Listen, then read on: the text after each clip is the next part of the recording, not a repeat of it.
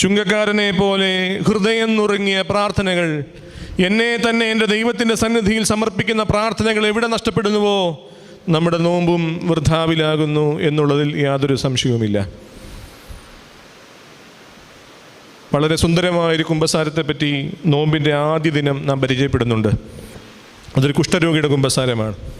വിശുദ്ധ ലൂക്കോസിൻ്റെ സുവിശേഷം 5-ാം അധ്യായം 12 മുതൽ 14 വേദഭാഗങ്ങളിൽ അവിടെ കൃത്യമായി പറയുന്നുണ്ട്, യേശു തമ്പുരാൻ പട്ടണത്തിനുള്ളിലിരിക്കുമ്പോൾ ഒരു കുഷ്ഠരോഗി അവനെ വന്ന് കണ്ട് കവിണ്ണ് വീണു. കർത്താവേ, നിനക്ക് മനസ്സുണ്ടെങ്കിൽ എന്നെ ശുദ്ധനാക്കാം എന്ന് പറഞ്ഞു.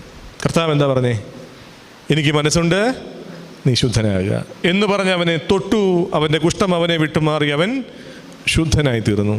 പ്രിയമുള്ളവരെ, സത്യകുമ്പസാരം എന്നൊരു വാക്കുണ്ടെങ്കിൽ അത് ഈ കുഷ്ഠരോഗിക്ക് നമ്മൾ ചാർത്തി കൊടുക്കണം. കാരണം ആ